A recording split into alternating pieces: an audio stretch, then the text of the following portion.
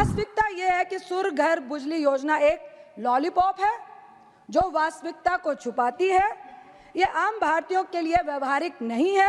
भाजपा चीनी भाई भाई, मोदी चीनी भाई भाई। एक तरफ हम आत्मनिर्भर भारत की बात करते हैं, लेकिन दूसरी तरफ लाल आग दिखाने की बात करते हैं चीन को। लेकिन मुझे मालूम है दो दिल मिल रहे हैं मगर चुपके चुपके। पहले मैं अध्यक्ष महोदय अपने माननीय प्रधानमंत्री द्वारा प्रतिपादित टैक्सेशन के रामराज प्रणाली के दावे की जांच करवाना चाहती हूँ। इससे पहले जैव गैस संयंत्र, सौर ऊर्जा आधारित उपकरण, सौर ऊर्जा जनरेटर, पवन मिल, पवन संचालित बिजली जनरेटर उपकरणों, सौर लालटेन, सौर लैंप, महासागर तरंगे संयंत्रों, फोटोवोल्टिक कोशिकाओं जैसे जितने भी नवीकरणीय ऊर्जा उपकरण थे उस पर मात्र 5% जीएसटी लगती थी। हालांकि जीएसटी परिषद और सरकार माननीय प्रधानमंत्री के दावों का पालन करने में विफल रही है। ये ऐसा कैसे हुआ मुझे समझ नहीं आ रहा, क्योंकि अक्षय ऊर्जा उपकरणों पर जीएसटी दर को पिछले 5% से बढ़ाकर अब 12% कर दिया गया है। इन तथ्यों से माननीय प्रधानमंत्री साहब जो भारत राम राज्य संग्रह कर प्रणाली का पालन करवाना चाहते हैं, वास्तविकता के बजाय एक जुमला प्रतीक होता है। राम राज में जब लोगों पर कर लगाया जाता था, मैं राम राज की बहुत बात करी जाती है तो मैं उस इतिहास पे ले जाना चाहूँगी, तो उन्हें कभी भी लोगों को ये नहीं लगता था कि उन पर कर लगाया जा रहा है, क्योंकि कर उसी तरह एकत्र किया जाता था जैसे सूर्य पृथ्वी से जल आर्द्रता एकत्र करता है और फिर उसकी भलाई और समृद्धि के लिए उस पर वर्षा कर देता है। भगवान राम का विचार करदाताओं को और लोगों को यह महसूस कराना था कि सरकार उनके कल्याण के लिए काम कर रही है। हालांकि आपकी सरकार, कलयुग की सरकार, उन लोगों पर लगा रही है जो कर है, जो सूरज से आने वाली ऊर्जा को संग्रहित करने और उसका उपयोग करने का साहस करते हैं। इसके अलावा सरकार द्वारा आप ही लोगों ने कहा है कि 2070 तक शुद्ध, अभी हमारे स्पीकर भाजपा के भी बोल रहे थे कि कार्बन उत्सर्जन प्राप्त करने के लिए निर्धारित लक्ष्य प्राप्त करना है। जिस तरह से कर की रफ्तार बढ़ रही है, हमें नहीं लगता है कि आप इस लक्ष्य को प्राप्त कर पाएंगे।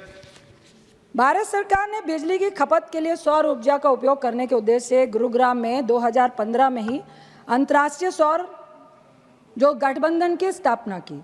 हालांकि अगर हम इलेक्ट्रिक वाहनों पर ध्यान केंद्रित करते हैं जिन्हें सरकार द्वारा बढ़ावा दिया जा रहा है, तो वे अपनी ऊर्जा का एक बड़ा हिस्सा जो है वह कोयला बिजली से लेते हैं। और आप ही की रिपोर्ट में कहा गया है कि लगभग आज भी अपनी ऊर्जा का जो प्रॉपर इलेक्ट्रिक की जितनी चीज़ें चल रही है, आप 55% कोयला बिजली से ले रहे हैं। और दूसरी तरफ हम ग्रीन एनर्जी की बात कर रहे हैं। रिकॉर्ड में तो 55% है मंत्री महोदय साहब, लेकिन रियलिटी में सौर, विंड, हाइड्रोजन सब मिला के भी जो 40-45% बिजली की हम बात कर रहे हैं, सच्चाई में तो मात्र ये 15 से 20% ही है, क्योंकि शाम में आपको इसमें दिक्कत आती है ड्यू टू हमारे पास भंडारण नहीं है, दूसरा हमारे पास क्लाइमेट की प्रॉब्लम है, तो इसको उजागर करना चाहिए था। दूसरा, माननीय सभापति महोदय, ये आश्चर्य की बात है कि एनडीए सरकार पर्यावरण को बचाने के लिए आम जनता की वकालत करती है, लेकिन दूसरी तरफ जो सुनने में आया, जो ऑथेंटिकेशन में मैं लेके आई हूँ, माननीय प्रधानमंत्री मोदी साहब के विशेष सुरक्षा समूह एसपीजी ने 3 विशेष बंदरबंद वाहनों के पंजीकरण की अवधि बढ़ाने के लिए एनजीटी के समक्ष एक आवेदन दायर किया था, जिसको बाद में रिजेक्ट कर दिया गया। एसपीवी के लिए एनजीटी द्वारा आवेदन को खारिज कर दिया गया, लेकिन ये सरकार के असली रंग को दर्शाता है।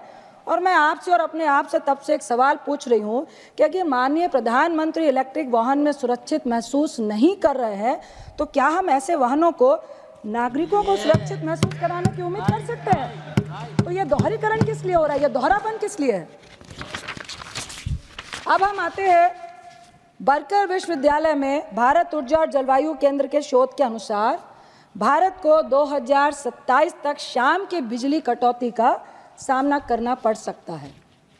और इधर नवीकरण ऊर्जा की वृद्धि केवल आप सौर ऊर्जा पर ध्यान केंद्रित किया है, हाइड्रो और पवन ऊर्जा के बजट को भी इस बजट में आपने बहुत कम कर दिया गया। अब मैं आती हूँ पीएम सूर्य घर बिजली योजना, जो आपका टारगेट है लक्ष्य 10 मिलियन घरों तक बिजली पहुंचाना। विशेषज्ञ का संशय है कि जो लागत है स्टार्टिंग की, जो लगभग पूंजी 72,000 करोड़ रुपए है, जो औसतन आप 1.5 किलोवाट की क्षमता के लिए आप 52,000 करोड़ की लागत दिखा रहे हैं, जो मौजूदा सब्सिडी संरचना जो प्रारंभिक पूंजी लागत का लगभग 50% पूरा करता है। तो ये स्पष्ट नहीं है कि बाकी क्या उपभोक्ता व्यय करेंगे, जो आगे आपका जो 7% ब्याज है वो दिखा रहा है। हाथी के दांत दिखाने के कुछ और, खाने के कुछ और है। आपने लंबी लंबी बातें करी, करेंगे करेंगे करेंगे, लेकिन होगा कैसे इसका कोई भी उदाहरण यहाँ पर नहीं है। आप छत में सौर ऊर्जा मुफ्त, प्रधानमंत्री मुफ्त उपजा की बात करते हैं, जो 2022 का लक्ष्य से 40% कम है। मुफ्त बिजली का वादा आपने किया है, जिस पे आप सबसे ज़्यादा फोकस, रूफटॉप प्रधानमंत्री मुफ्त योजना। आप मेरे को ये बता दीजिए कि लगभग 1 kg वॉट में आपको 50-60 हज़ार रुपये लग रहे हैं। 1.5 लाख में लगभग 78,000 पे आप सब्सिडी दे रहे हैं। लगभग 72 से 73 हज़ार पे जो उपभोक्ता है उसको 7% ब्याज, जो मार्केट ब्याज है, उस पे आप उनसे ब्याज ले रहे हैं। तो सबसे पहले तो ये मुफ्त योजना है क्या? ये तो मुफ्त योजना नहीं है। आप 7% उनसे ब्याज ले रहे हैं। दूसरा, फिर आप कह रहे हैं कि बिजली उत्पादन अगर ज़्यादा हो रही है 300 यूनिट से, या 300 यूनिट भी आपकी नहीं लग रही है, तो आप डिस्कॉम को जमा करें। क्या डिस्कॉम, प्रधानमंत्री ने कहा कि उपभोक्ता को फायदा होगा, व्यापार होगा। अभी आपके स्पीकर भी कह रहे थे 15,000 का फायदा होगा। डिस्कॉम उपभोक्ता को क्या कैश पैसा दे रहा है? क्या नहीं दे रहा है ना, तो उसको फायदा किस तरह से हो रहा है? दूसरा, फिर से झूठ।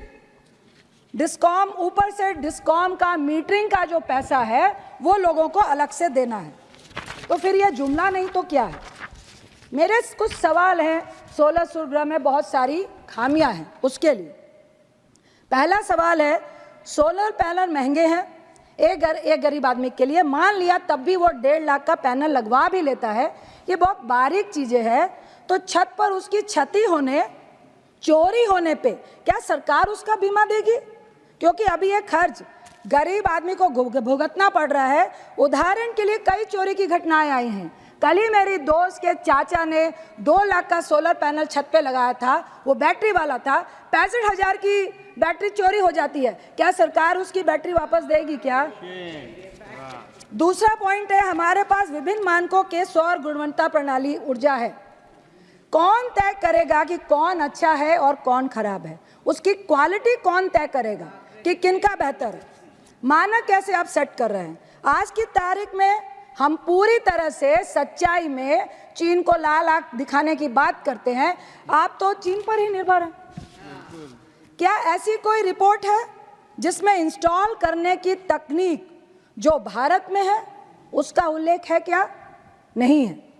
चौथा सवाल है, क्या सरकार ने ऐसी कोई सरकारी अनुमोदित agency OEM, original equipment manufacturer, स्थापित की है जो गरीबों और मिडिल क्लास को मुफ्त मरम्मत और रख रखाव का भरोसा कम से कम पहले 4-5 साल तक दे सके? कोई ऑथेंटिकेशन नहीं है।